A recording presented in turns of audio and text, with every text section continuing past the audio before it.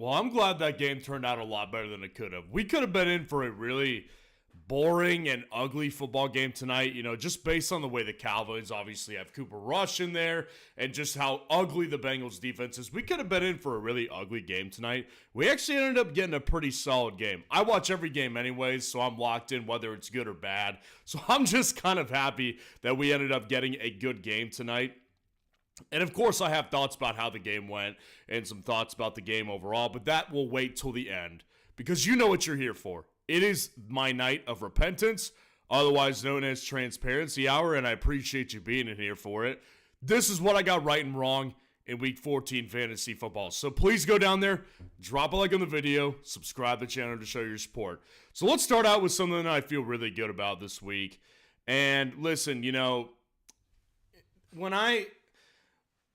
when I was assessing this player, and obviously, we had a good start to the week with this one, right? We knew what was coming from the beginning of the week with this particular player, and we knew that he was going to be playing, and the matchup ended up being really good against the Bears, and Isaac Guerendo obviously came in and dominated in Week 14. Now, this isn't exactly like an I told you so moment. I think I saw quite a few fantasy creators who were pretty big on Isaac Guerendo.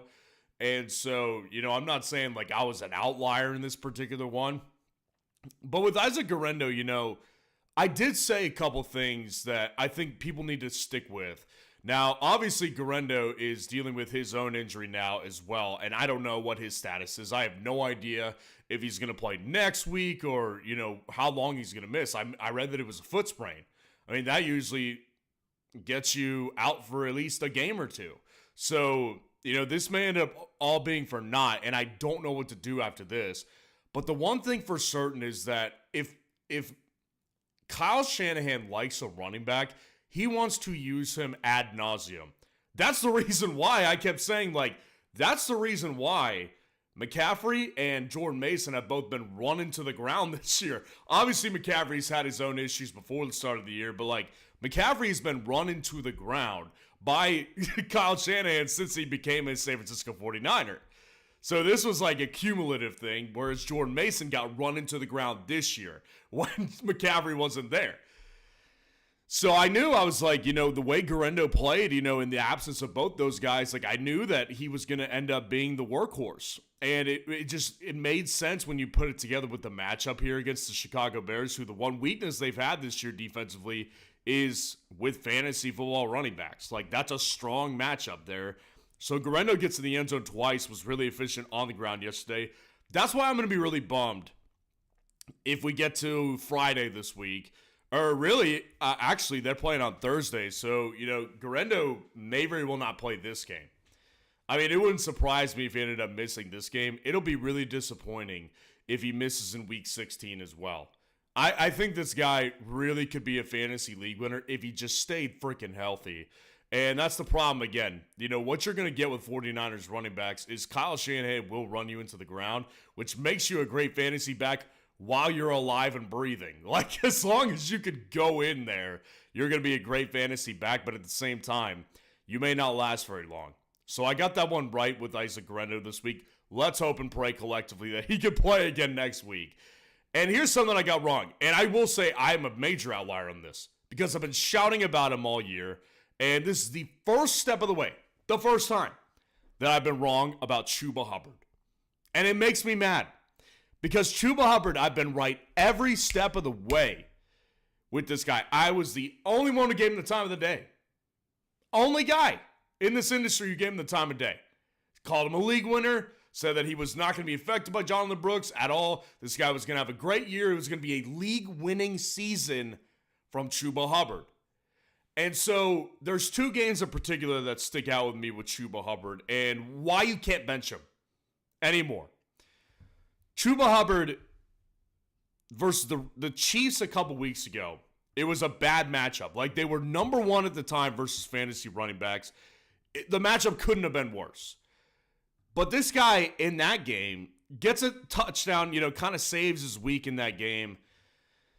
But he's the workhorse, right? There's no question about, is Jonathan Brooks going to take volume? It's no. This guy is the workhorse back over there. And then he plays Tampa last week, a much easier matchup than Kansas City, and does abysmal in fantasy. Gets 12 carries for 2.3 fantasy points. Like, bad. So I came into this week versus the Philadelphia Eagles, and I said, listen, this is a really, really tough matchup. A very tough matchup. And I said it on the live stream yesterday. I said, I'll give an example. I am in the playoffs in all but 2 redraft/dynasty leagues. I already had them locked up going into week 14.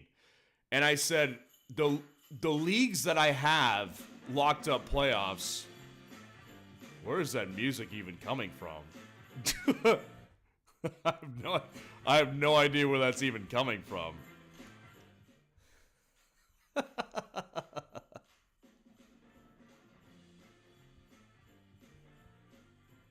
All right, well, excuse that nonsense. What I was saying was, I said heading into the week that with Chuba Hubbard, in the leagues that I had already locked up playoffs in, I wasn't worried about Chuba like going onto my bench. Like, I was just throwing him out there because I had already had spots locked up, and I was like, okay, like, I'm not gonna bench this guy. But the leagues that I didn't have playoff spots locked up, I was actively looking for a different solution. Now, luckily for me, him going off of my bench to the tune of 18 points in a half PPR format didn't affect my outcome. I made the playoffs of both those leagues, if you were curious. So, didn't affect me personally, but I will tell you this. Like, this game showed me against Philadelphia, for multiple reasons, and we'll go through the first one, the more obvious one. You can't bench this guy heading into your playoffs. Do not bench Chuba Hubbard. Do not do it. This guy has done really well against the top 2 defenses versus running backs in fantasy. Kansas City, now Philadelphia. This guy's legit. He's catching the moment. He's catching the moment this year. You can't bench him. You cannot bench this guy.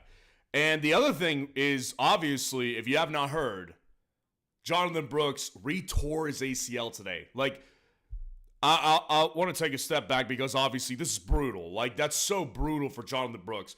Just came back like it was his 3rd game of his NFL career from this knee injury that he suffered in his final year over with the University of Texas. Then comes into the NFL, rehabs, and then tears the same ACL 3 games into his NFL career. Like, that's brutal. Like, like him by himself is a separate dynasty conversation. But I'll tell you this, like, I just, even if Jonathan Brooks was there, and obviously I guess we'll never know, but I've been saying the whole way, I have not cared about Jonathan Brooks present or not. It doesn't affect how I view Chuba Hubbard, and that's why this one gets me so much, because this was the one week that I was actively trying to move off of Chuba. Not move off of him, like trade him or drop him or anything like that, but trying to move him to my bench, and he goes off. So, long story short, do not bench Chuba Hubbard in your playoffs. This guy is a lineup lock right now. Here's something I got right. This one dates back to offseason. And I said it on this channel. I said it on my Dynasty channel, Dynasty Fanalysts, which you guys should be following and subscribing to for my offseason content. That's especially during the early portion of the offseason. That's where I spend a lot of my time making content on. I said this on both the Dynasty channel and this channel, that Kirk Cousins, when I did a live stream on draft night, NFL draft night, and on this channel, and when the Falcons picked Michael Penix, I was floored, and it made me immediately think, like, they saw something with Kirk, like, that they can't unsee, and they realized, like, his end is sooner than we all thought it was based on the contract that they had given him. Now, whether or not that was a good contract to sign, that's, I guess, still up for debate, although I think it's kind of getting clear because of the way Kirk Cousins is playing. right? He's been abysmal. Like, it's abysmal, actually. And I said this heading into last week. I said, guys, I have a serious concern with Kirk Cousins because this year, we've already seen Rodgers fall off. Like, we all understand Rodgers, it's over. It's over for Aaron Rodgers. We all understand that his prime is so far in the past. And this should be his last year just so he doesn't do further damage to his reputation. We all knew this for weeks. But I think a lot of people, Atlanta's obviously not like a super, it's not like New York. Like, New York, the Jets get a primetime game. Like, they had, in their first, half of the season, it felt like, 6 out of 8 games were in primetime spots. New York, that crowd just draws a lot more than Atlanta. And so I think Kirk has gotten to skate a little bit this year because in the primetime game that we saw him versus the Bucs, he lit their defense up. But as time has gone on, we're seeing him crumble before our eyes. And I said this heading into the week. I watched film on him. And I went back and I was kind of curious to, why he's been throwing so many interceptions and just not been as efficient as he used to be. And I was just wanted to do a deeper dive on his film. So I did that. And what I came away with was this guy is throwing ducks. Like, Kirk has never done that. Kirk is known for his accuracy. He's known for his ability with a clean pocket to slice defenses like a surgeon. I mean, this guy easily was slicing defenses in the prime of his career. And when I watched him, I came away just thinking, this guy, I thought he was going down. I was ready to grab him. Like, I thought he was just going down. It's just it's so nuts. The fall of Kirk Cousins. And again, the reason I say I'm right on this one is because I said this, I identified it heading into last week. And I also identified this in the offseason when I said, there's a reason why they picked Penix. Penix, they just signed this dude to a big contract. And you don't take a quarterback in the top 10 unless you're preparing for this guy to start within the first year or 2 at the latest. I mean, as of right now, Raheem Morris, I read before I got on tonight, is sticking with Kirk Cousins. And I'll tell you this is becoming a fantasy playoff nightmare. This is a fantasy playoff nightmare right here with Kirk. Because what you have right now is a team that is spiraling out of control. They've lost 4 or 5 straight games. Kirk looks horrific, and to the objective eye, it's clear to me, I think it's clear to a lot of people watching, they need to put in Michael Penix. And you've got a stubborn coach who's defense first and is sticking with this guy. This is a fantasy playoff nightmare because Drake London has been directly affected by this. The guy got 10 targets yesterday, and he still only came away with single-digit fantasy points. Darnell Mooney had a good game yesterday, but he's been very inconsistent. This is affecting everybody. And I'm done making excuses for Kyle Pitts, for example, but I think he's probably affected by this as well. Who knows what would happen if they put Penix in? He may be better, he may be worse. I don't think he could be much worse. This guy is done. I'm telling you, it's over. I'm serious when I say this. It's over for Kirk Cousins. They need to move on fast, and I can only hope for us as fantasy managers that they do this before the playoffs are over, because this is going to be a playoff nightmare, especially this week, since we know Kirk is the guy this week. It's a nightmare, and I was right about this one. Here's something I got wrong. Obviously, defense is a big part of the channel, and I take it personally when I get a defense wrong.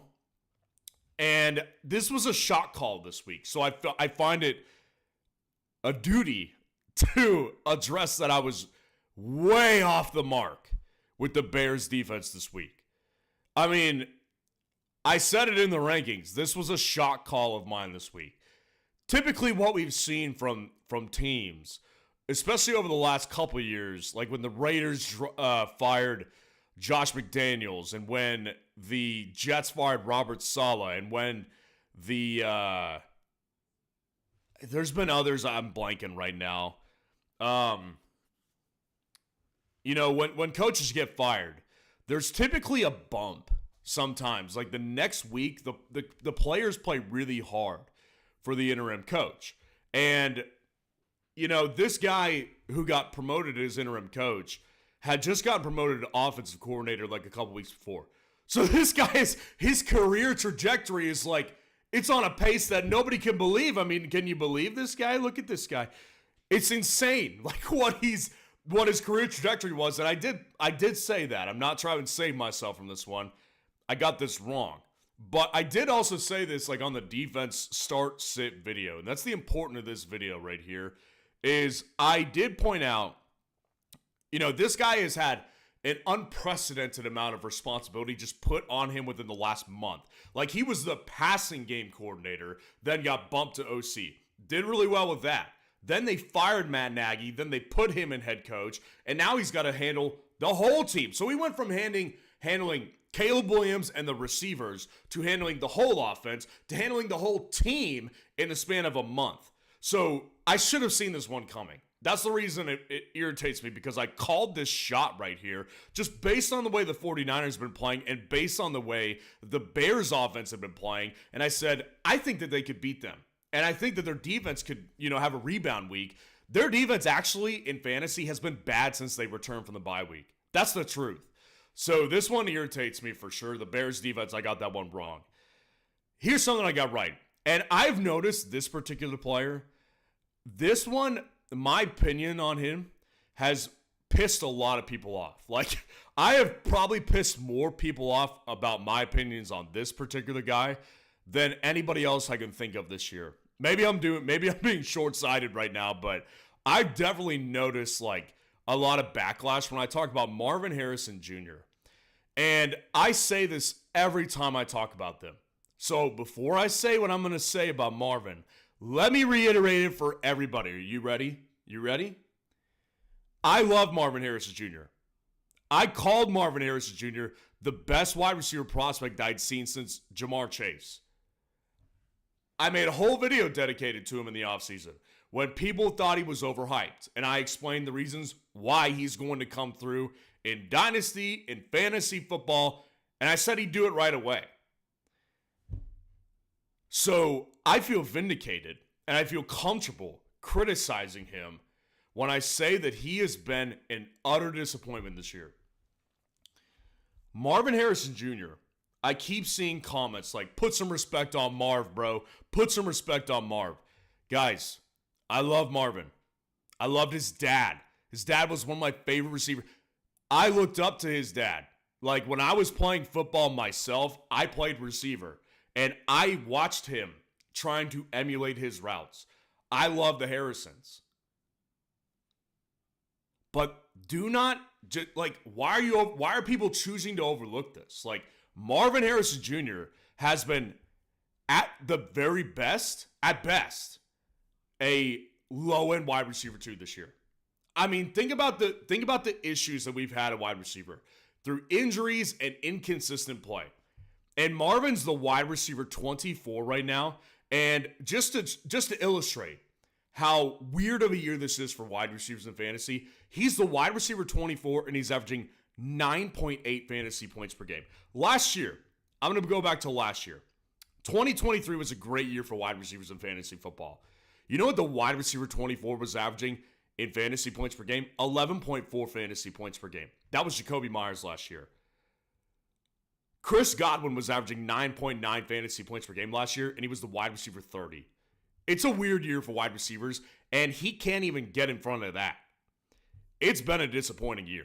And I said it, I've had his number for 2 straight weeks now, because I've identified a pattern, I think, with Marvin, is that in his first game versus Seattle, he was bad. He had 6 targets and 6.2 fantasy points.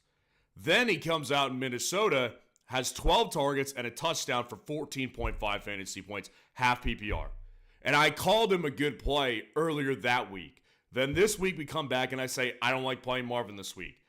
People were like, well, why not? Why not? Why don't you want to play Marvin? Blah, blah, blah. It's like, guys, I promise you I don't hate this guy. I'm looking at freaking reality. This guy he had 6.9 points again versus the Seahawks. He's been a massive disappointment. There's just no way around this one. People need to cope with it. Marvin can do much better than this. And that's why I'm not letting him off easy. Because I know he's better than this. And what we've seen from him this year, you could blame it on Kyler Murray all you want. Kyler Murray is definitely a hot and cold player himself, so I'm sure it has definitely something to do with it. But the way that Marvin, I've seen watching him, actually watching this guy, not just looking at his freaking numbers, watching this guy, is this guy has given his effort is not consistent. Target share out the window. This guy's effort is not consistent. So I've kind of been right around, revolving Marv the entire way. And I'll end on this, what I got wrong this week. And I think, there's nothing unique about, being wrong that A.J. Brown busted against the Panthers, right? I don't know who in their right mind would have thought that A.J. Brown would have as bad of a game as he had in fantasy yesterday. A.J. Brown in fantasy yesterday, half PPR, scored 6.3 fantasy points. And again, it was versus the Carolina Panthers. I think me, along with most others, were thinking that A.J. Brown was going to be a good play. Now, I take specific notice of this one, and I'll tell you why.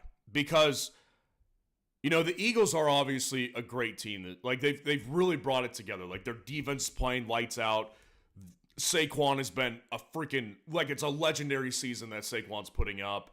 And they've got playmakers galore, just that Jalen Hurts can throw to. Jalen's having a good fantasy year. But if you actually look at it deeper, Jalen has had bad passing games quite a bit this year. More so than he has the past 2 years, I would say. Really, it kind of coincides with when Shane Steichen left to go be the Colts coach. He's kind of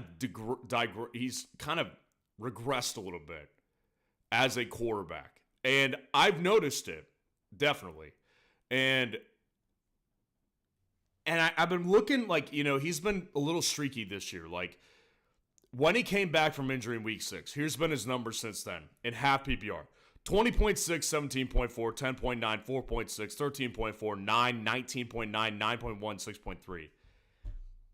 AJ's always been a little bit of a streaky player, but, this year feels a little different because even after the game, they just won. And I think they've won, 7 straight games or something like that?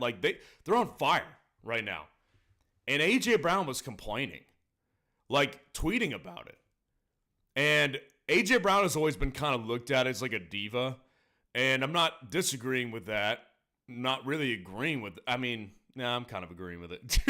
But AJ's a great player, and Jalen Hurts is one of his best friends. So I'm kind of thinking are we starting to see some cracks here, particularly between those two, AJ and Jalen? Are we starting to see cracks? And will it continue to affect AJ throughout the playoffs? That's why I take this one a little bit more seriously. I don't take it seriously when Justin Jefferson, for example, when Justin Jefferson had a bad stretch, I didn't take it very seriously. I knew this guy was going to, he could do what he did yesterday any week. He's an elite player in this league. And AJ is as well.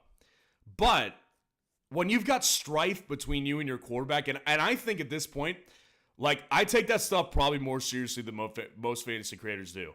When I see a wide receiver call out a lack of targets and a lack of involvement in an offense, when they win the frickin' game, that screams I'm unhappy with my situation and I'm unhappy with my quarterback. George Pickens, for example, thought of as a selfish player. And I don't disagree. As a Steelers fan myself, I do think that George Pickens is definitely a me-first guy rather than a team-first guy. I don't think George Pickens would be complaining about his targets after a win. After a loss, yes. But after a win, that's pretty crazy. So I'm a little worried about A.J. Brown. I'll be honest with you guys. You may see it reflect in tomorrow's wide receiver rankings for this week, but I'll leave that one at that. So that was what I got right and wrong. Like the video, subscribe to the channel to show your support. And let me just end on my post-game thoughts. Last some weeks I've been giving my post-game thoughts about the Monday night game. And I think that this one just kind of overarches the entire game for me. The Bengals obviously came out and won it. They pulled it out right at the end because of Joe Burrow and Jamar Chase heroics. That's what they've been needing to do all year. And you know what? Against teams like Dallas, when they don't have their starting pieces like Dak Prescott, and they've got a banged-up offensive line, a banged-up defense, that works out. But when you're taking on teams like the Pittsburgh Steelers, the Philadelphia Eagles, the Baltimore Ravens, the Kansas City Chiefs, that crap doesn't fly. And we've seen it bite them time and time and time again this year. And I was talking about this quite a bit this week. I was talking about it with my dad, was talking about it with some other buddies, texting another buddy tonight. And the theme that I just kept thinking about watching this game, as I'd been talking about it all weekend, was, like I said, the Bengals win. Good for the Bengals. But the year that Joe Burrow is having is MVP level. And of course he's not in the MVP combo because his team is now 5-8. They're not going to make the playoffs. And I don't blame the NFL for not giving him the MVP because it's like, you know, how valuable are you if you guys are 5-8? Like, I don't blame them for not giving the MVP. But this guy, like, they've been putting up 30-plus points per game basically the entire year. Since October, for sure. They've been putting up about 30 points per game. And just thinking about it all night watching this game, I thought they were going to lose. I mean, had they not gotten a massive break from that punt that got blocked, and then the Cowboys players stupidly tried to pick up the ball, giving the Bengals the ball back, they could have lost this game very easily. Very, very easily. They were going to set up the Bengals in great field position. The Bengals and the way that they have handled the team this year, and it goes past Zach Taylor.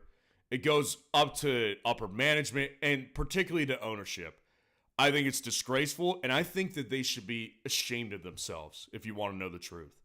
The way they have wasted an all-pro MVP caliber year from Joe Burrow, and not just Joe Burrow, an all-pro season from Jamar Chase. I think it's disgraceful. These two guys, like I said, they won the game tonight for them. They put the team on their back by themselves and won the game. And of course, there's key pieces in there like Trey Hendrickson on defense. He looks good. I like Trey Hendrickson. He's been a stud this year for them. They won't even pay that guy. And that goes to the freaking root of the problem. Chase Brown has, he made plays tonight. He's made plays for them a lot as of late. T. Higgins obviously is great. But Joe Burrow and Jamar Chase particularly, they've had to put the team on their back several times this year just to get them in the game. And tonight they were in danger of blowing it all over again. Not because of those two, but because of how bad they have constructed this team. It's a disgrace. They haven't paid Jamar yet. And by the way, Cincinnati, if you're listening to this, which I don't know if you are or not, but Cincinnati, Jamar Chase is going to be more expensive this year than he was last year. If you just paid him this offseason like you should have, he's going to be more expensive. He would have been cheaper than he will be when you have to pay him. And you have to keep the guy. Because your fans will revolt if you don't.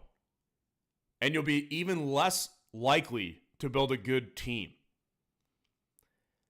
They've let key defensive players walk. Their offensive line, they can't figure that out. Trey Hendrickson, their best defensive player right now, they had the chance to pay him all offseason. The guy said he was going to hold out. He said he wanted to trade. They said, we're not going to trade you and we're not going to pay you either. Suck it up. And he's having an all-pro year this year himself. The thoughts I have to display on this game are the Bengals have handled this season completely disgracefully by wasting MVP and all-pro caliber seasons from multiple guys. And the fact that they can put up 30-plus points a game and still lose and be 5-8 just shows how dysfunctional it really starts from the top. Zach Taylor's not the guy, but this one's an ownership issue. It's a total ownership issue. And I'm glad the Bengals won tonight because they deserve to win that game. It shouldn't have been that close because their defense has been atrocious all year. And by the way, their defense was not that bad last year or the year before that or the year before that. connect the dots on that one. So I'll end it there. Appreciate y'all being here tonight. Like the video, subscribe to the channel on your way out. And I'll see you guys on tomorrow's videos. Hope everybody here hopefully at least 80% of you are in the playoffs. And to those of you who did not make it, stinks, but, content's still coming, baby. And there's always going to be next year, which I know sucks to hear right now, but we're going to be fine. Like the video, subscribe to the channel. See you guys tomorrow.